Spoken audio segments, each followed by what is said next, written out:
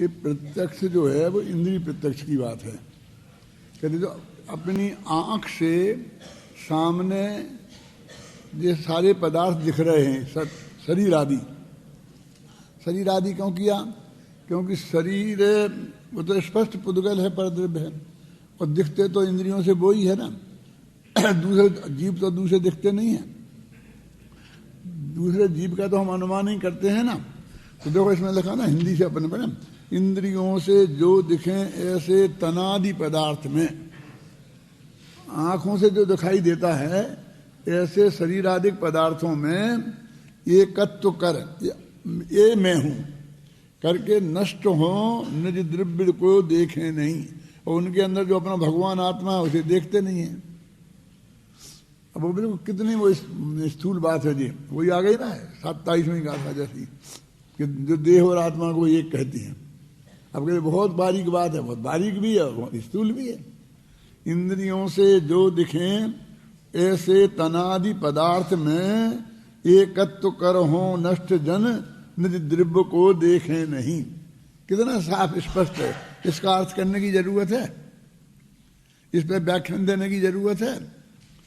निज द्रव्य को जो देख कर निज द्रव्य में ही रत रहें, अपने आत्मा को देखकर वे स्यादवादी ज्ञान से परिपूर्ण हो, जीवित रहें।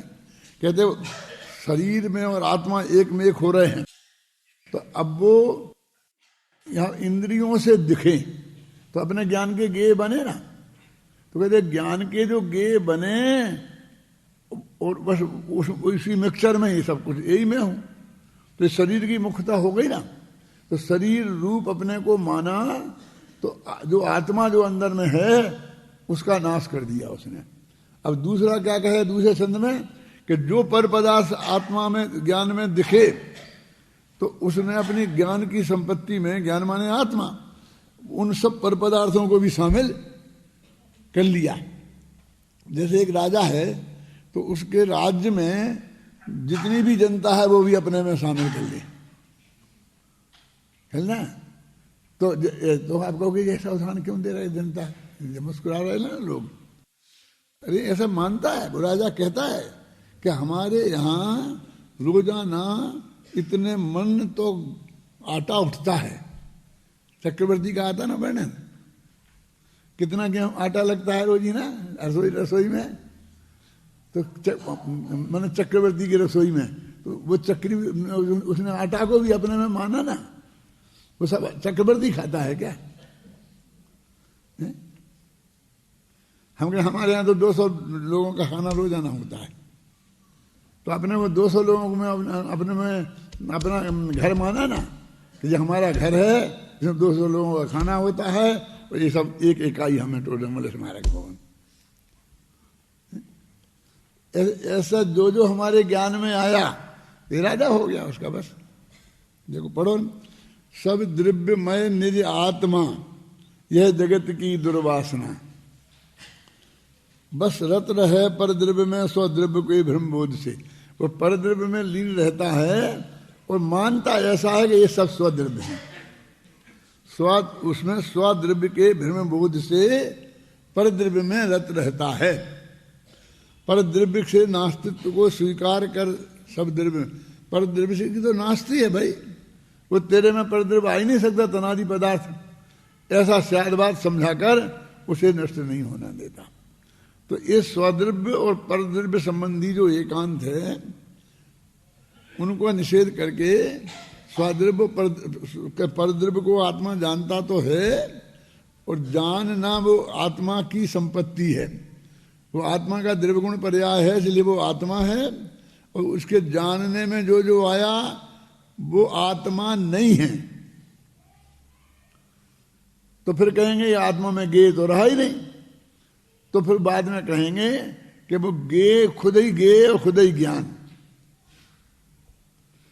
वो ज्ञान की उसमें गेय तो धर्म भी तो है, इसलिए वो कुछ गेयों की कमी होने से ज्ञान में कुछ कमी रह जाएगी, उसका प्रमेय तो धर्म से रहित हो जाएगा। ऐसा कुछ होने वाला नहीं है। और ये बात कहाँ से चल रही थी, जो तुमने अभी पहले बोलते हो ना, सबसे यहाँ शुरू में पद बोलते हो ना, देखो कहाँ पाठ करते हो ना रोजीना। यद्यपि सब कुछ आ गया, कुछ भी रहा न शेष, फिर भी इस परिशिष्ट में सहज प्रमेय विशेष। क्या सहज प्रमेय विशेष उपाया पेय भाव में ज्ञान मात्र आत्म समझाते स्यादवाद से। उपाय उपेय भाव बताएंगे और ज्ञान मात्र आत्मा को समझाएंगे। और बस परम व्यवस्था वस्तु तत्व की प्रस्तुत करके परम ज्ञान में परमात्मा का चिंतन करते। अब परम व्यवस्था वस्तु तत्व की यही चल रही है वो व्यवस्था। ना तुम रोजीना शुरू के छंद में बोलते हो और फिर अंतिम छंद में बोलते हो, देखो जहाँ उसमें भी वो ने कह दिया तो वो हमने समझा दी, वो वहाँ खत्म होगी। क्या तो पढ़ा, मूढ़ जनों को इस तरह ज्ञान मात्र समझाए। है ना, वहाँ कह रहे हम समझाते हैं और यहाँ कह दिया हमने समझा दिया। अब वो तो इनके बीच में जितने छंद तुमने बोले वो सब समझा दिया, उनका काम अध्याय पूरा हो गया। मूढ़ जनों को इस तरह ज्ञान मात्र समझाए और अनेकांत अनुभूति में उतरा आत्म राय। आत्मा की अनुभूति में अनेकांत उतर आया। तो न कहती स्यादवाद सिद्ध्यर्थम। संस्कृत में छंद क्या था, बोलो पढ़ो जल्दी। स्यादवाद सिद्ध क्या है? वस्तु तत्व व्यवस्था। पहला छंद जो है ना 247 में है, कौन सा है?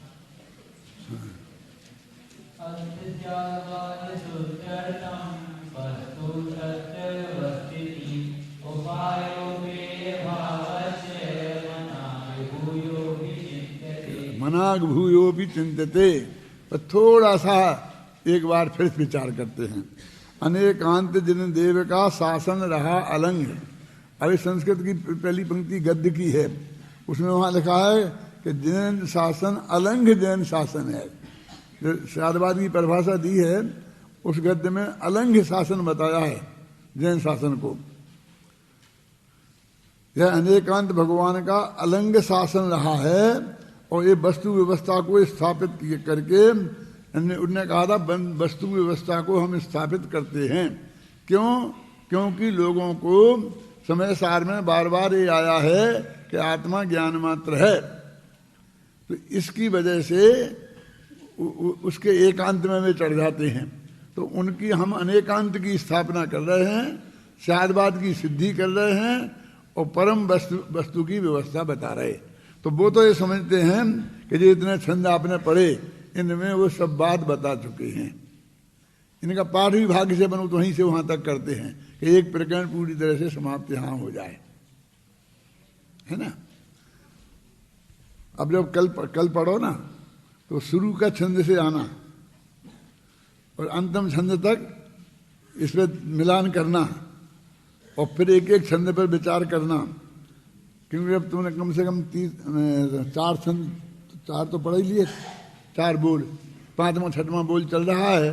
तो अब तुम्हारी समझ में आता जाएगा क्या कि तत तत वाला बोल है, ये एक अनेक वाला बोल है, फिर ये स्वद्रव्य परद्रव्य वाला बोल है, ये स्वक्षेत्र परक्षेत्र वाला बोल है, ये स्वकाल परकाल वाला बोल है, ये स्वभाव प्रभाव वाला बोल है, ये नित्य नित्य वाला बोल है। ये सब अनेकांत समझ में आएगा ना। फिर याद नहीं करना पड़ेगा, याद रहेगा, याद हो जाएगा, लेकिन उसका एक ढांचा तो ख्याल में आ रहा है।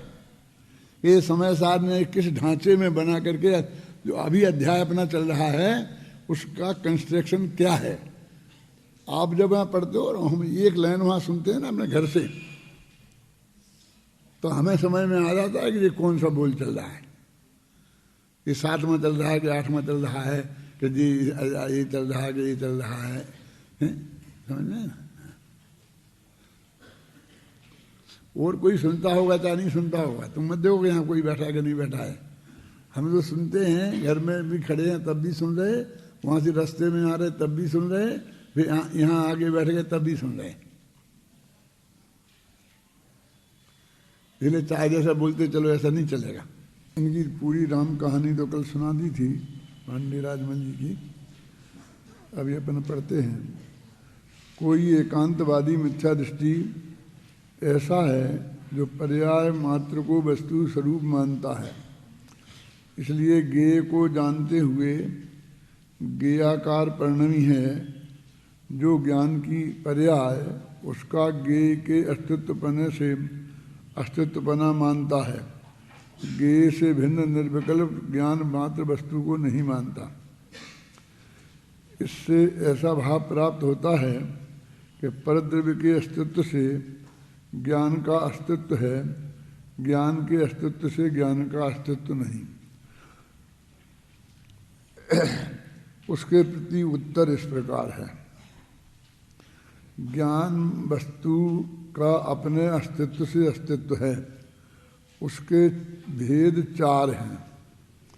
ज्ञान मात्र जीव वस्तु स्वद्रव्यपने अस्ति, स्वक्षेत्रपने अस्ति, स्वकालपने अस्ति, स्वभावपने अस्ति, परद्रव्यपने नास्ति, परक्षेत्रपने नास्ति, परकालपने नास्ति, परभावपने नास्ति।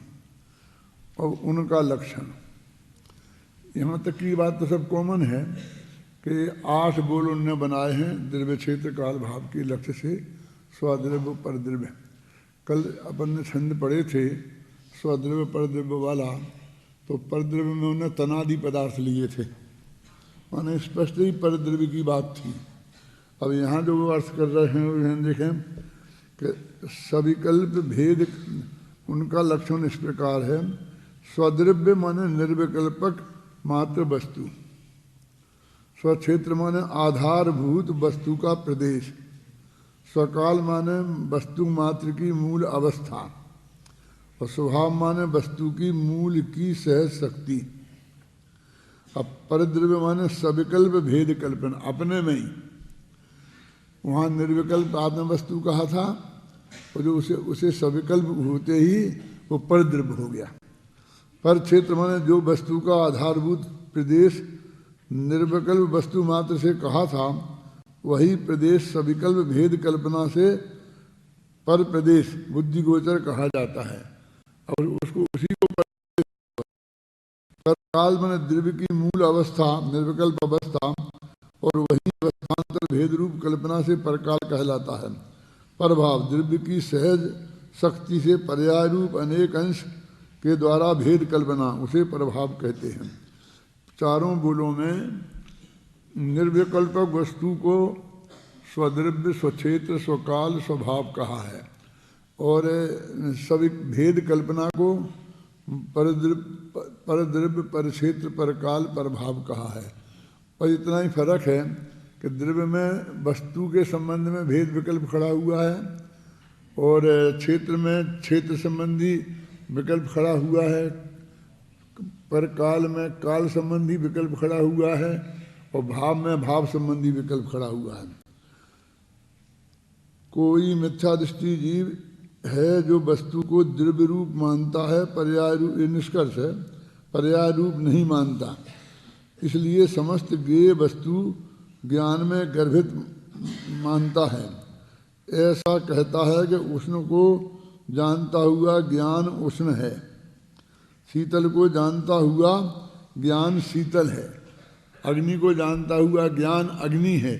आपने शायद वो पढ़ा होगा नए चक्र में कि उस जानने वाले ज्ञान की अपेक्षा ही उसका नाम वो दिया जाता है। मैं बताता हूँ, इसे समय सार में, टोटन सार में है। हाँ, वो इंद्रिय, जो इंद्रियों को जीत कर 31, 32, 33 गाथा में है ना, कि इंद्रिय शब्द का अर्थ क्या, कि इंद्रिय और इंद्रिय के विषयभूत पदार्थ है ना, वो भी इंद्रिय, द्रव्येंद्रिय, भावेंद्रिय और इंद्रिय के विषयभूत पदार्थ, इन तीनों को इंद्रिय कहा। मानो वो कहते हैं कि मैंने अपने आँख से ये रूमाल को देखा, तो ये जो क्षोभसम है आँख से देखने का, वो भी इंद्रिय। ये जो चक्षु बनी हुई है, ये भी चक्षु इंद्रिय, और इसको मैंने रूमाल को देखा तो ये भी इंद्रिय। और इनको जीत कर माने इनसे भिन्न आत्मा को जानना, बस इनका नाम इनसे जीतना है। ऐसा है ना 31, 32, 33 गाथा में, ऐसे ये कह रहे हैं कि उष्ण को जानता हुआ ज्ञान भी उष्ण है। उसके प्रति उत्तर इस प्रकार है कि ज्ञान ज्ञेय का ज्ञायक मात्र तो है, परंतु गे का गुण गे में है और ज्ञान का गुण ज्ञान में है। माने ज्ञान का गे का गुण माने अग्नि की उष्णता, अग्नि को जानने वाले ज्ञान में थोड़ी आ गई। पांडे राजमल जी द्वारा किया गया स्वचतुष्टय परचतुष्टय संबंधी उक्ति स्पष्टीकरण ही उनके द्वारा किए गए 14 कलशों के स्पष्टीकरण का मूलाधार है। यद्यपि मूल कलश में प्रत्यक्षा लिखित स्फुटादि लिखकर स्पष्ट रूप से यह कहा गया है कि इंद्रिय प्रत्यक्ष से दिखने वाले पर पदार्थ ही पर द्रव्य हैं, तथापि राजमल जी का पर द्रव्य का अर्थ भेद कल्पना करते हैं। यह बात विशेष ध्यान रखने योग्य है। और उसी के आधार पर बनारसी दास जी के ये कलश हैं। कल पढ़े थे, कलश पढ़े थे कि नहीं? पढ़ो फिर।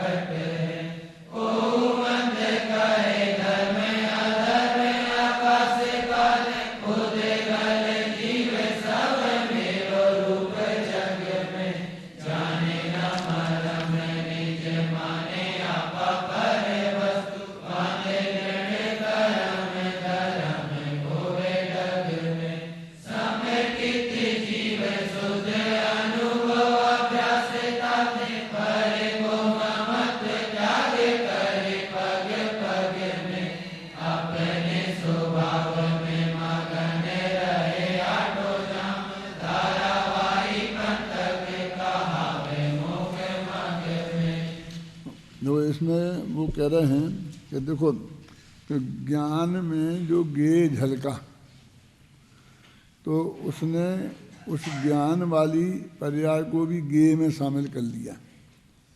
और वो कहता है कि जब तक वो गे है तब तक ही ज्ञान है, और गे खत्म हुआ तो ज्ञान नष्ट हो जाएगा। तो ऐसा जीव निरंतर मरण को प्राप्त हो रहा ना, उसे जीवन नहीं रहा। क्यों नहीं रहा? क्योंकि गे तो परिवर्तित होते ही हैं, और गे तो उसके गे पने में से मिटे हैं, वो पदार्थ थोड़ी नष्ट हो गया। यानी मेरे ज्ञान में जब तक ये समय सार है तब तक मैं जिंदा हूँ, क्योंकि मैं ही समय सार हो गया। और जब समय सार गया तो समय सार थोड़ी कहीं गया है, मेरे ज्ञान में से हटा तो अब मेरे ही नाश हो जाएगा। तो वो कहते गे वो ज्ञान से ज़्यादा गे की सुरक्षा में जुट जाता है। तो उसको शायदवादी ये बताते हैं कि ज्ञान अलग वस्तु है, गे अलग वस्तु है, और गे में के नाश होने से ज्ञान का नाश नहीं होता। जैसे कि दर्पण में जो मोर झलक रहा है तो मोर के वहाँ से भाग जाए तो दर्पण खत्म हो जाएगा, ऐसा नहीं है। वो अपन वो हिंसक बात बोलना नहीं चाहते हैं कि मोर मर जाए तो दर्पण नहीं मरेगा, मतलब दर्पण में कोई फर्क नहीं आएगा, तो मरा मरा है मोर को झलका देगा। यानी कहने का अर्थ ये है कि गे से ज्ञान उत्पन्न होता है ऐसा मानने वाला अज्ञानी जीव गे से ही ज्ञान की उत्पत्ति माने, ज्ञान माने मैं अपनी उत्पत्ति मानी तो गेयाधीन ज्ञान हो गया। पर जो जो गे में होगा, जैसे सारे गेयों की जिम्मेवारी मेरी हो गई संभालने की। जगन मोहनलाल जी ऐसा उदाहरण देते थे इस बात के लिए कि एक जो ट्रक चलाने वाला ड्राइवर है, तो जब वो ट्रक चलाने बैठता है तो वो अपने को ड्राइवर नहीं मान के ट्रक मानता है। और लोग भी ऐसे ही व्यवहार करते हैं। 3 ट्रक निकल गए तो वो ड्राइवर से कहता है कि भाई साहब जरा आप गाड़ी हटा लीजिए यहाँ से, मुझे यहाँ से निकालना है। तो वो कहता है इतने बड़ा रोड तो पड़ा, तुम निकल जा। तो वो कहता है कि नहीं नहीं मैं नहीं निकल सकता इतने में। फिर वो कहते हैं इतनी भीड़ जा रही है, इतनी चौड़ी सड़क पड़ी है 7 फुट। वो ये कहता मैं नहीं निकल सकता हूँ। तो वो ये नहीं कहता मैं नहीं निकल सकता, माने वो उस वक्त अपने को बिल्कुल ट्रक रूप अनुभव करता है। अब वो तो ऐसा कहते हैं कि ट्रक रूप अनुभव नहीं करे तो एक्सीडेंट हो जाता है कहीं भी, तभी तो वो उतने आकार प्रकार को बचाएगा कि नहीं बचाएगा।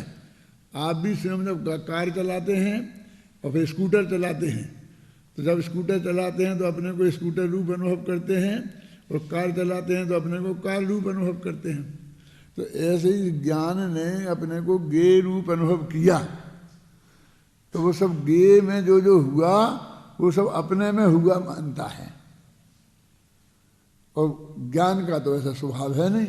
वो कहते हैं ज्ञान को तो क्या है कि जैसा होगा वैसा जान लेगा।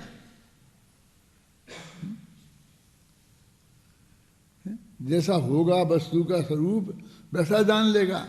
ऐसा भी उदाहरण दिया जाता है कि एक आदमी पुरुष में गया किसान, और उसने कहा कि भाई मैंने अपने खेत में ककड़ियाँ बोई थी।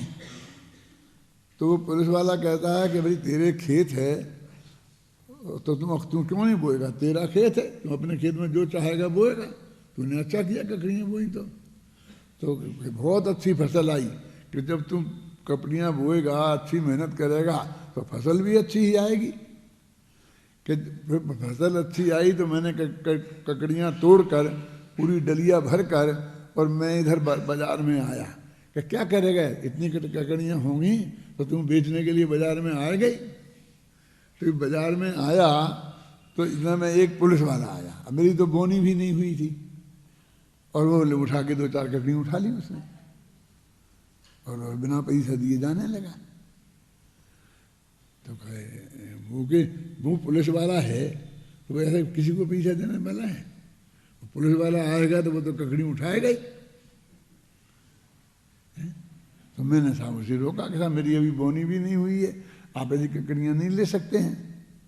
अरे वाह, तूने इतनी मेहनत की थी और ककड़ियाँ उगाई थी तो वो ऐसे उठा ले जाएगा कोई, तू कैसे दे देगा, तू तो रोकेगा ही।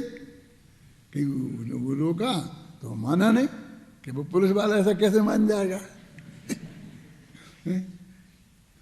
तो मैंने कहा कि मैं तो साहब नहीं दूंगा। तो उसने लेके मेरी सारी डलिया की डलिया और ऐसी फेंक दी, और मुझे 2-4 चांटे लगाया और चला गया। फिर पुलिस वाला है तो मुझसे जिद्दी करेगा तो वो तो ऐसा करेगा ही। तो कि मैं तुम्हारे पास आया हूँ, क्लास लेकर रिपोर्ट लिखो, और तुम कहते वो तो ऐसा करेगा ही, ऐसा करेगा ही। तो उनमें ज्ञान का तो ऐसा स्वभाव है कि जैसा होगा वो वैसा जान लेगा। वो कहते उसे क्या तकलीफ है? वो जो गे सामने है, वो गे मरा के जिया, उससे उसको ज्ञान को क्या लेना देना है?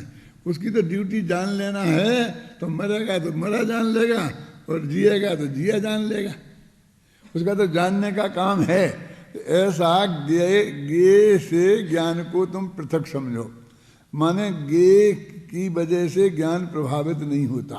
वो ये तभी मानोगे कि जब तुम गे से भिन्न अपने आत्मा को रखोगे।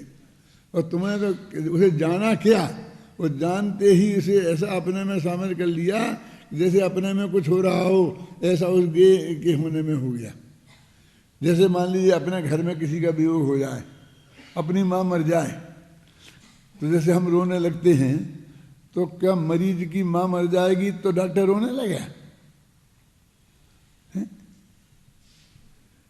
डॉक्टर रोने थोड़ी लगेगा मरीज की माँ मर जाएगी। तो कहते भैया तुम मरीज को मरीज के रूप में देखो, मरीज के रूप में उससे ज़्यादा कुछ मत देखो। क्या तुम ऐसे इन्वॉल्व मत हो कि जैसे तुम्हारे परिवार का कोई आदमी इन्वॉल्व हो, तुम उसमें इन्वॉल्व होते हो ना। ऐसे ही ज्ञेय और ज्ञान की पृथकता की बात है। तो वो कहते हैं वो गे के नाश से वो ज्ञान का नाश मानता है। वो गे जिस पर्याय में गे झलका, वो उस पर्याय को अपने आत्मा को उस गे रूप ही मान लेता है। और दूसरे में फिर वो बताया है कि वो आत्मा को गे रूप नहीं मानता, बल्कि उस सारे विश्व को आत्मा रूप मान लेता है। जिसको आत्मा ने जाना वो सब आत्मा में शामिल कर लिया। तो इस पहले ने तो क्या किया कि अपना नाश किया पर के अस्तित्व में अपना अस्तित्व मिलाकर, और दूसरे ने पर का नाश किया उसके अपने अस्तित्व में उसे मिलाकर। तो कहते एक ने अस्थि नाम के धर्म का अपमान किया और दूसरे नास्ति नाम का धर्म का अपमान किया। कि ये अपमान कैसे आ गया, कहाँ से आ गया? कि जो मेरा अस्तित्व था ना, मेरा अस्तित्व मेरे कारण है, तूने ये नहीं माना, और अपना अस्तित्व गे के कारण माना। और दूसरे में कि तूने वस्तु का अस्तित्व है उसके कारण नहीं माना, है ना? तो इसलिए तू दोनों ही एकांतवादी हैं और वे आत्मा के नाश करने वाले पशु हैं। और ज्ञानी शादवादी जन ये निर्णय करके कि ज्ञान अलग है और गे अलग है, ये दोनों अलग अलग हैं, ये शादवादी जिंदा रहता है। अब फर्क क्या पड़ेगा कि वहाँ तो पर द्रव्य को जैसे उन्हें तनादि पदार्थ में, शरीरादिक पदार्थ में कहा था ना, और इनने कहा कि भेद कल्पना का नाम ही पर द्रव्य है, क्षेत्र संबंधी भेद कल्पना का नाम पर क्षेत्र है, काल संबंधी भेद कल्पना का नाम पर काल है, भाव संबंधी भेद कल्पना का नाम पर भाव है। इतना ही पांडे राजमल जी ने कहा। अब पांडे राजमल जी के अनुसार बनारसी दास जी ने जो छंद बनाए हैं उसे पढ़ो। कहाँ है? अपन ने पढ़े हैं ना अभी पीछे में। हाँ, ये पढ़ लिए ना अभी? हाँ, अच्छा। तो देखो तो मैं अर्थ पढ़ता हूँ। कोई अज्ञानी कहते हैं कि ज्ञान का परिणमन गेयाकार रूप से होता है, इसलिए जब तक गेय हैं तभी तक ज्ञान प्रकट रहता है। देखो, मैंने गेय के अस्तित्व से ज्ञान का अस्तित्व माना। गेय का नाश होने पर ज्ञान का भी नाश हो जाता है। उस अज्ञानी के हृदय में इस प्रकार का मिथ्या दुराग्रह बना रहता है। उससे सम्यक दृष्टि ज्ञानी अनुभव की हुई बात कहते हैं कि जिस प्रकार एक ही नट अनेक प्रकार के स्वांग बनाता है, उसी प्रकार एक ही ज्ञान पर्यायों के अनुसार अनेक रूप धारण करता है। तो द्रव्य दृष्टि से तो ज्ञान अविनश्वर निर्विकल्प है, वह गेयों में व्याप्त नहीं होता, इसलिए ज्ञान और गेय का एकत्व घटित नहीं होता। ये ऐसा है कि एक आदमी ने रावण का रूप बनाया और कल की जो रामलीला हुई थी उसमें रावण मर गया, तो वो नट ये नहीं मानता कि मैं मर गया, फिर वो दूसरे दिन श्रीपाल बन के आ जाता है। क्या वो तो वो पात्र मरा है, समझे ना? वो पात्र मरा है। ये सिनेमा की जो हीरो हीरोइन होते हैं वे 25 दफे शादी करते हैं, फेरे पार देते हैं, और जैसे लोगों के एक्चुअल नहीं पढ़ते हैं तैसे उनमें इतना बढ़िया पूरा बिल्कुल एक एक अंग घटित कर करके बताते हैं। क्यों? और बिल्कुल वे अपने को कुंवारा ही अनुभव करते हैं। वो फेरे पड़ जाते हैं और सब पूरी गृहस्थी की सारी स्थिति बना करके अंदर में एक सेकंड को भी ऐसा अनुभव नहीं कर सकते हैं कि मेरी शादी हो गई। अपने कुंवारा ही अनुभव करते हैं और पूरा नाटक करते हैं।